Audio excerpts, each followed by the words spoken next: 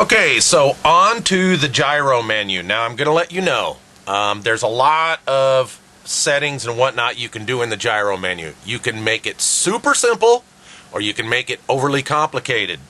But I'm also going to hook up a gyro and show you how the gain works so you completely understand. Alright, so when you first go into gyro, it's of course turned off, and you need to turn that on and activate it. Alright, by default it is set into what's called single mode. It is combined, meaning whatever flight condition I go into. Now, once again, just like I did with the pitch and throttle curves, you need to have your conditions set up if you want to have different gains in different idle up conditions. Alright? So get those set up to follow this. If they're not set up, you'll have a little bit of trouble following this.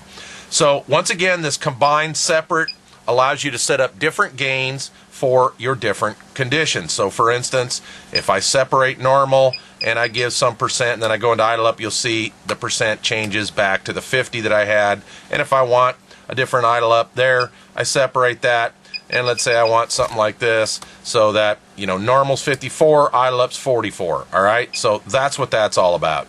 Let me reset all this, and I'll go into that in more detail here. But the first thing to understand is single mode versus dual mode.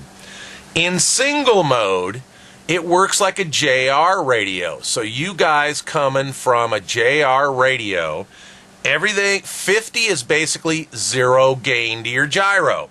Anything higher than 50 is heading hold gain. Anything lower than 50 is rate mode gain.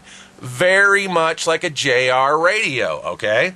But not quite. Close, but not quite. And when I hook up a gyro in my next segment, I'll talk about that. Alright, so that's single mode. So in heading hold, if I dial in something like, you know, a positive, say, 72, I'm going to have, you know, somewhere in the 30s in heading hold gain.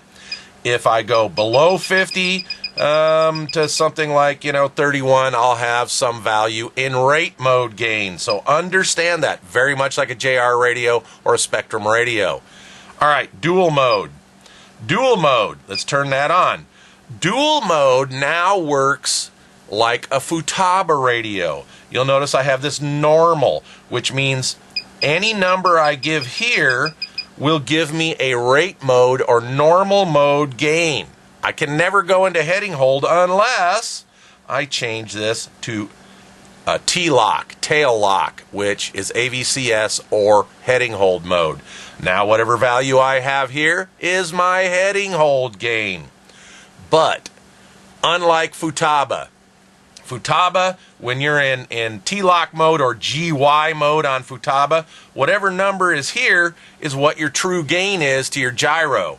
Alright? So if I have 14 here, my gyro will see 14. Unfortunately, with this radio, it isn't quite that way. It's a little bit off. Alright? I'm not going to go into a math equation about it, but later in my advanced gyro menu, I'll tell you how to make this. So the gain you see here in throttle lock or rate, whichever one you want, is the gain you will get on the gyro. So I have a trick to show you that. Let me reset this.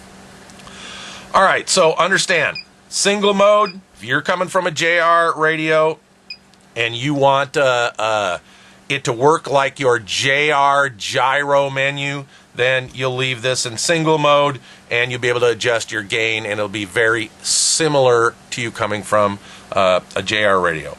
Dual mode is like a Futaba radio. I can select whether I want heading hold mode, and that's my gain, or normal mode, and that's my gain. And by the way, you can program this to a switch. If I change, of course, I have to uncombine. If I change this to normal and heading hold, I want it throttle lock. Notice when I switch between modes, I can switch between the two. Make sense? Let me turn this back to normal so we get back to everything being the same. Alright, so now what I'm going to do is I'm going to show you how a gyro operates based on the gain number here in both what I'm going to call single mode or JR mode versus dual mode like Futaba mode. So let me do that and I'll come right back. Okay, so I've hooked up a 611 gyro here to show you what it is seeing from the radio as true gain. I have a video out there called Gyro Gain 101, in which that video talks about the difference how a JR or Spectrum radio works in the gyro menu compared to Futaba. All right? I suggest you watch that so you get this basic idea. It should be helpful. All right, so right now gain is 0 on this gyro. So let's go into the gyro menu. So I go into the gyro menu, and right now I'm at 50 in single mode. Again, I'm going to call this JR mode. It's single mode.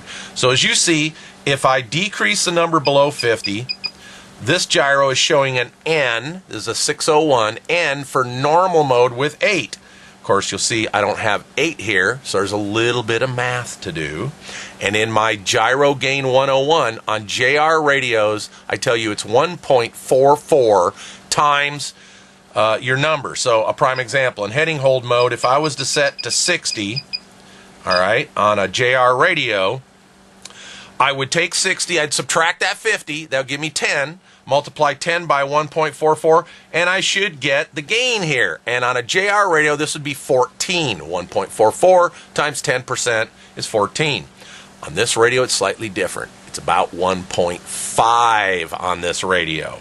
So if I take 60, subtract 50, I get 10, multiply that by 1.5, I'm pretty damn close, all right? So realize that. It's a little different than JR, but anything above 50, as you can see the A in the gyro, that's AVCS or heading hold mode, and as you see, there's my gain. So normally on a JR radio, I might go to 72 to start with, which gives me about 32% gain on a JR. Well, on this radio, it's about 35. Again, 1.5 roughly multiplied by this number subtracted by 50 will give you your true gain. That is single mode. All right, so again, anything below 50, is normal mode. Anything above 50, as you see it went to an A, is AVCS or heading hold mode. That is the single mode. Now I'm going to talk about the dual mode that works similar to Futaba radios. We're going to switch to dual. All right? And I said, yes, so now we're in dual mode.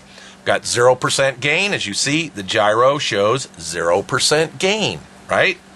I'm in normal. So because I'm in normal, I never can get into heading hold. As I increase this number, it will always stay in normal mode and just increase. But notice something. I'm going to go up to, say, 15. Notice it's a little bit off. It's 12, not 15. So it's not 1-to-1 like a Futaba radio. If I go up to 32 in normal, okay, I don't have quite 32 gain on the gyro. Now let's change this to AVCS, all right, or tail lock or heading hold. All right, I've still got my 32 in there. Notice the gyro went to A for AVCS or heading hold, and I've got about 25. Same thing. Whether I'm in normal or heading lock, that number doesn't quite line up to the exact gain here. As a matter of fact, I always recommend starting out any new heli build with about 32% gain. So let me see what I have to do to get there. Okay, I got to be basically about 40%. Which is interesting because that's very close to what JR's travel adjust would be on gear to give you about 32% gain.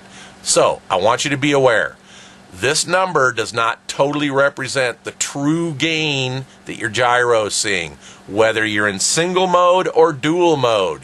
All right, single mode, again, see my Gyro Gain 101 video. Dual mode, again, you're going to have to set whether you want to be in AVCS or normal. And again, you can time this to your idle up condition. So let me separate this, and now I'm going to go into idle 1, and let's say I wanted it normal for 41. Notice it says normal 41 or 32, and when I go back to the normal mode idle up condition, I went back to throttle lock. So some guys out there like to have normal